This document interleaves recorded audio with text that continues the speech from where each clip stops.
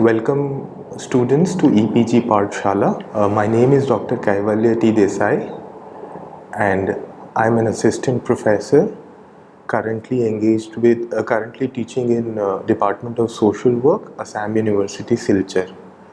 Today we are going to discuss uh, the module titled Critical Theory, uh, which is a part of this paper called History and Philosophy of Social Work. Following are the objectives of this module: to understand the historical roots of critical theory in social work, to understand the nature of social work practice that emerges from critical theory, and to understand the limitations of critical theory. Basically, there are 6 keywords which will be often talked about throughout this module. The first is critical theory, second structural perspective, third post-structural perspective, fourth radical social work, and fifth macro practice. The ideology of critical theory emerged between the 1960s and 1980s in social work under the broader social justice stance, which critiqued the individualized approach to social work practice. Social justice is a primary value and function of social work. It is a perspective which stresses that everyone deserves equal economic, political, and social rights and opportunities. Social workers with a social justice stance aim to open the doors of access and opportunity to everyone, particularly the oppressed sections of society who are in greatest need. Critical social work challenges domination and oppression of all forms, whether structural, interpersonal, or personal. Critical social workers believe that false consciousness blocks the idea that social relations and structures are constructed and therefore changeable. The ideology of critical theory emerged between the 1960s and 1980s in social work under the broader social justice stance, which critiqued the individualized approach to social work practice. Social work has, since the beginning of professional social work, uh, right from the days when the first charity organization society came up in 1869, has focused more on individualized practice. Probably that had something to do with the context of mid-Victorian England at that point of time, and even the individualized society of United States of America, where actually this professional model of social work developed. However, people challenged this individual model of social work, especially the settlement house workers. Slowly, by 1960s, people started to engage with macro practice because there was some sort of disillusionment within social work with regard to micro practice. So, but largely critical theory, radical social work practice, they started to emerge uh, between 1960s and 1980s. Basically, critical social work challenges domination and oppression of all forms: structural, interpersonal, and personal. Uh, Critical social work is largely based on the social justice stance, which is considered as one of the primary value and function of social work. It is a perspective which stresses that everyone deserves equal economic, political, and social rights and opportunities. Social workers with a social justice stance aim to open the doors of access and opportunity to everyone, especially the marginalized sections of the society. Critical social workers believe that false consciousness blocks the idea that social relations and structures are constructed and therefore changeable. Many times we assume that the social roles assigned to us in the society uh, are all in order. However, and they come naturally. For example, women have to be within the four walls of the house. Whatever they do has to be. Can I? It's they are. It is considered that they are the ones who will do the nurturing and caring of the children. Now, critical social workers would challenge such an idea. They would say that it's a socially constructed idea and therefore it is changeable. It's just that, one need not assume this naturally, that it's a natural role. And they would like to basically change, alter this idea, and they say that it's the false consciousness. That's why it's been internalized. There are two complementary yet conflicting perspectives within the critical social work tradition, namely the structural and the post-structural perspectives. Structural perspective emphasizes that social structure determines class and power. The people who resort to this perspective or follow the assumptions underlying this perspective are also known as radical structuralists. Basically, there are two broad assumptions that they look at. One is that they look at the society objectively, from an objective lens. On the other hand, they believe in radical change. Rather than regulating the society, they look at radical change. The second is the post-structural perspective, which emphasizes that there are multiple ways in which power can be created and maintained. The basic, social workers who emphasize on this perspective are also known as radical humanists.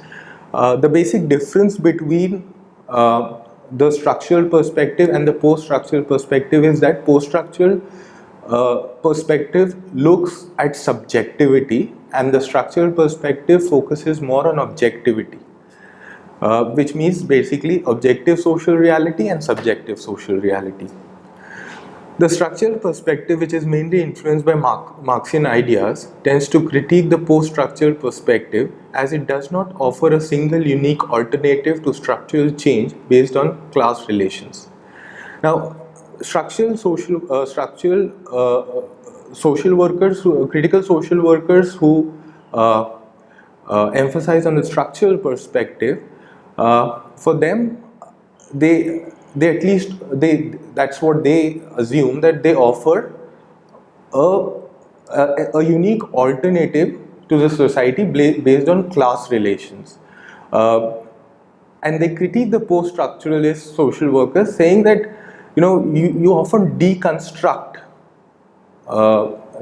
social reality, but you never offer an alternative, unique construction of that reality. So there's no alternative. Basically, there's no alternative out there. The post-structural perspective critiques the structural perspective on grounds that only class relations fail to explain the diverse impacts of capitalism on different categories of people based on gender, race, caste, etc. So what post-structuralists assume is that capitalism might have a negative impact on the oppressed sections of the society, but within that, the different social variables which need to be considered are missed by the Marxian perspective. Therefore, they assume that for example, division of labor in the society, it will have a very different impact on men and women, and one needs to deconstruct that. However, the commonality between the two perspectives is that both are extremely critical of individualized social work practice that locates problems in individuals rather than the social and economic structures. So, if we look at the history of professional social work, we do see that individualized methods such as casework, group work, we always try to deal with the individual, and we always try to locate the problem within the individual. However, critical social workers would challenge that and say that individual problems exist because of the social and economic structure of the society. That's why the idea of structural social work emerges from critical theory. However, based on the literature available on radical social work, one may argue that the ideology of critical theory focuses more on the structural perspective. Now let us look at the origins of critical theory. Since the settlement house movement of 1880s, there was awareness about individual lives buffeted by social and economic conditions that require a more holistic and contextual approach to individual suffering and hardship. Now, this comes very naturally. there were two major institutions one can look at in history of professional social work. One is the charity organization society, the other is the settlement house movement. Now, one of the difference between the two approaches has been that on the one hand, people approached the COS workers, whereas however the settlement house workers, they actually went and stayed in between the people with whom they wanted to work. So that is the reason why they could, because they went in between the people, they could start realizing the importance of the socio-economic structure and the context which influences the lives of these people. However, in order to establish social work as a profession, social work knowledge was developed in ways which allowed it to be taught and appear acceptable in traditional contexts that maintain status quo. Now, this has been one of the dilemmas that social work has been facing. In order to establish itself as a profession, it has had to many a time resort to a structural functionalist perspective, wherein it has tried to meet most of the attributes of a profession. That's why they have aligned with the state most of the times. Thus, underpinned by the ideology of critical theory, radical social work emerged during 1960s to challenge individualized practice in social work and focus on the structural aspects of social problems that paved the way for individual problems. Now, let us discuss some of the aspects of critical theory and radical social work practice. Radical social work was the product of a movement within social work that has sought to reconceptualize the historical mission of social work to the poor and oppressed in terms of emancipatory politics, casting radical doubt upon reformist social work. Moreover, it provides an important social critique of the economic realities of an unequal society and the inadequacies of social work responses to challenge these inequalities. Further, the extremists within the radical social work tradition even advocated for the replacement of the welfare state by a worker state. Now, let me take an example here. We've, often when we deal with, as social workers, we deal with clients, even in India. If we go to different communities and work there, we see that alcoholism emerges as a major problem. The individualized social work practice model would actually try to deal with those individuals and locate the problem of alcoholism in the individuals. On the other hand, the radical social workers would say that alcoholism as a problem emerges because of the hard socio-economic realities of these people, of the oppressed and the marginalized people. So if we fix the structure, this individual problem will be automatically fixed. So this is the major difference between a micro approach to a micro individualized approach to social work practice and the structural perspective and an approach towards changing the structure of the society. Besides promoting the Marxist idea of worker state and attacking the location of social problems in individual inadequacies, it critiques the idea of professionalism in social work. Now, this is a major, as I stated earlier also, this idea of professionalism, basically if you look at the attributes of profession from a structural functionalist perspective, one would argue that each profession has a particular function in the society which needs to be if the profession is regulated properly, then that function will be performed well and it will work for the welfare and benefit of the society. But this is an idea that the radical social workers have attacked. They said that most of the attributes that from this functionalist perspective have been dictated by the powerful and the elite, and therefore they are unequal, inequitable, So one needs to challenge this idea, the so-called idea of professionalism in social work. Lastly, the ideology of critical theory was influenced by Brazilian adult educator Paulo Freire's idea of conscientization. As we discussed in one of the earlier slides, we discussed about the idea of false consciousness. So the idea, Freire's idea of conscientization focused on actually deconstructing this idea of false consciousness, and through education empowering people, making them conscious of their reality. The aim of conscientization is the establishment of critical awareness among service users of the social, economic and political realities of their oppression. If people are aware of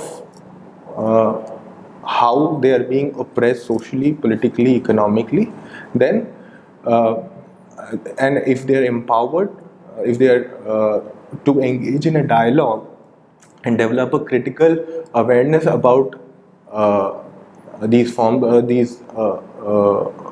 of oppression, then this is what basically is the idea of conscientization: to educate people, to make them aware of the social, economic and political realities of their oppression, and to develop that critical awareness among them.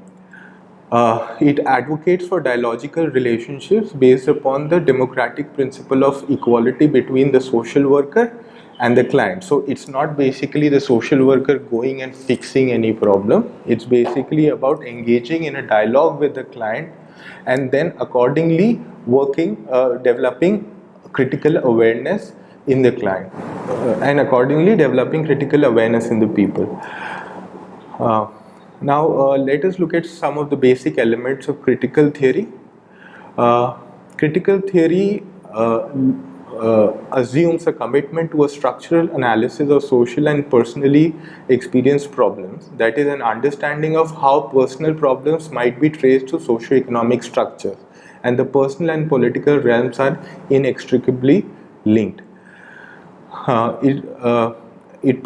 Again, critical theory assumes a commitment to emancipatory forms of analysis and action, incorporating both anti-oppressive and anti-exploitative stances. It looks at a stance of social critique, including an acknowledgement and critique of the social control functions of the social work profession and the welfare system. Finally, critical theory has a commitment to social change. As I said, it assumes a stance of social critique, including an acknowledgement and critique of the social control functions of the social work profession and the welfare system. Now, Kathleen Woodruff, in her book From Charity to Social Work, she talks about this idea that social work played in the past, it has played the role of a social sedative and social regenerator. Basically, what the idea was that it's more like a band-aid approach, that okay, there's a problem, we'll go and fix that problem and we'll locate that problem in the individual. And on the other hand, it tried to build some etiquettes and some value systems in the poor and the marginalized people. Now, so this is what basically one can call as social control function. They're trying to regulate. So there's nothing in the structure which has to be changed. But critical theory actually challenges this stance. They therefore assume a stance of social critique, and therefore the idea is not individual change but social change. So the first theme of radical social work is that capitalism is rejected in favor of socialism. So capitalism basically looks at a market-driven economy, and it tries to look at it basically on the social side. It entails something called social Darwinism, which is survival of the fittest. Whereas under socialism, the assumption is that it is the responsibility of the state the welfare of the people is the responsibility of the state. Second, liberal reformism is rejected as a way of dealing with social problems. Now, here is where radical social work becomes more extreme. As discussed in the earlier slide, when it goes to that extreme, it talks about replacing the welfare state with worker state. So basically, the workers assuming that power. Thirdly, the capitalist welfare system carries out interrelated political and economic functions that prop up capitalism. So basically, the way the policies which are designed to run the economic structure are done in a way that are done in a way. Basically, the economic policies have an interlinkage with the political structure. So the state will pass, the state will design and implement those policies which actually perpetuate capitalism. Then social welfare as a social norm is antithetical to capitalism. So it's actually the opposite to that. Fifth theme is that conventional social work perpetuates social problem. Basically, the conventional traditional social work, this means that conventional traditional social work actually does not hit the root of the problem. It basically it does not target the root of the problem or the cause. So that's why it is assumed by radical social workers that it perpetuates social problems by trying to maintain the status quo. Lastly, the individual versus society is a false dichotomy, as private troubles cannot be understood or treated apart from the social or political cause. So basically, again stating that individual problems are an outcome of the social individual problems exist because there are problems within the social, economic and political structure of the society. Next, the individual versus society is a false dichotomy, as private troubles cannot be understood or treated apart from their social or political cause. So basically, individual problems are a product of the social, economic and political structure of the society. So therefore, drawing this dichotomy between individual versus the society is a false dichotomy. The feminist perspective is an epistemological imperative for radical social work. It not only decodes sexism and patriarchy, but links the personal and political better than any other theory and emphasizes transformational politics. So this is basically feminist social work again is one of the perspectives that emerged from the larger radical social work tradition. Next, classism and patriarchy are not the only oppressions concerning radical social workers. Racism, heterosexism, imperialism and ableism are increasingly viewed as structurally oppressive forces.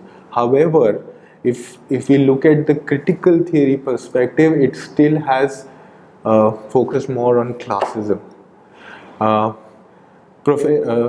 Professionalism distances professionals from service users and serves the former at the expense of the latter.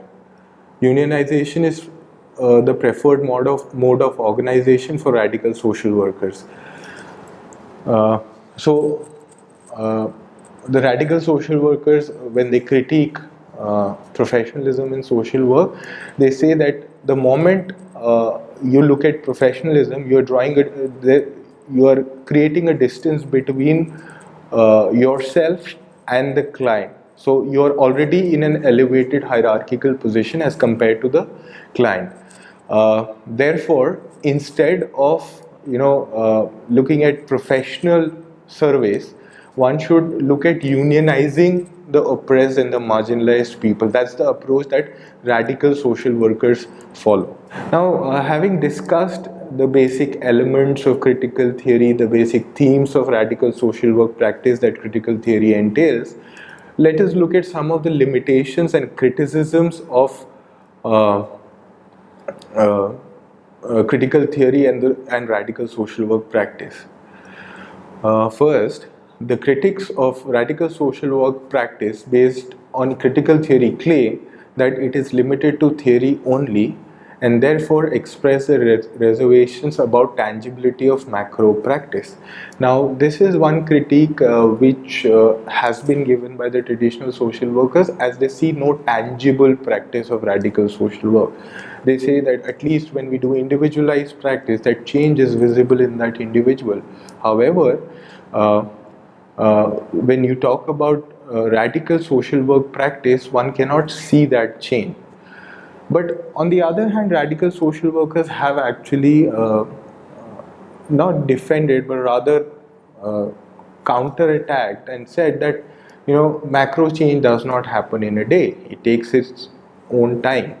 So if you don't see that change uh, in a very short span of time, does not mean that radical social work is only limited to theory and there's no practice element to it. Secondly, according to traditional social workers, social work is quintessentially a humanist profession concerned with promoting dignity.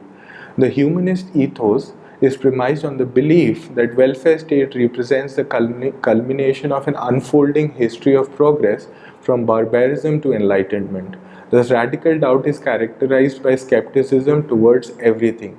Now, this critique that traditional social workers offer is more about uh, you know, it's more about challenging radical social workers that you're skeptic towards almost everything. Now, not everything is so bad in the society, or there's it's not as if the traditional social work does not yield any positive results or does not bring about any change.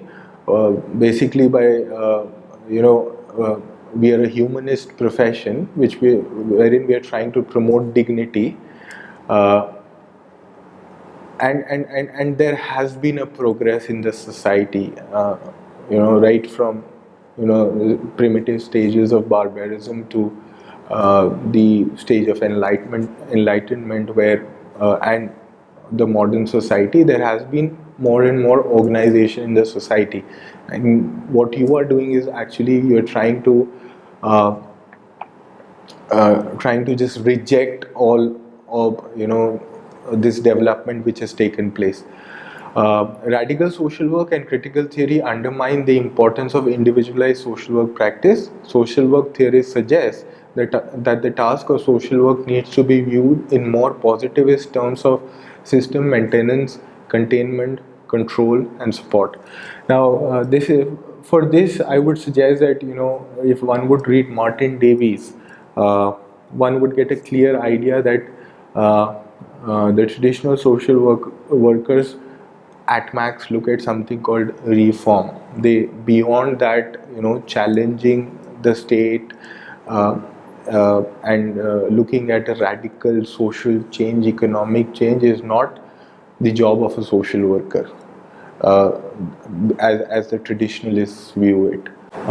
Besides, radical analysis can overlook the emancipatory potential in everyday social work practice by establishing standards that devalue much of the change activity in which social workers are involved. Now, this is rather a constructive critique of radical social work, as because radical social workers challenge.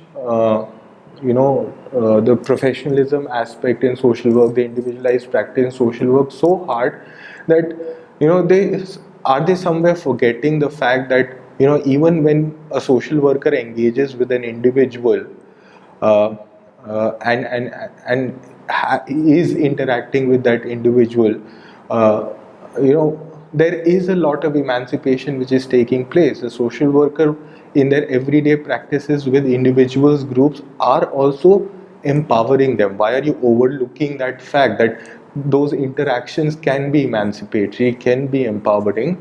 So you just can't reject individualized practice uh, in such an extreme way. Uh, the traditional social workers point that professional status of social work leads to better acceptance of social workers in the society as well as amongst their clients.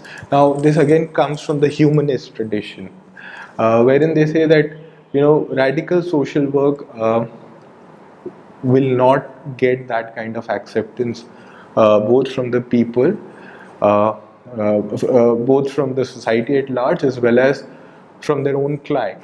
But the radical social workers have also defended themselves, saying that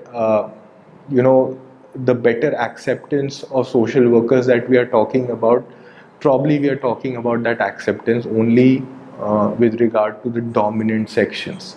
So if we are challenging the social structure, the economic structure and the political structure being established by the dominant sections, then definitely we will not get that acceptance. So but these structures are not uh, one cannot say that this is the ideal structure of the society. It needs to be changed. So acceptance of society probably is more about acceptance by the dominant and the powerful and the elite.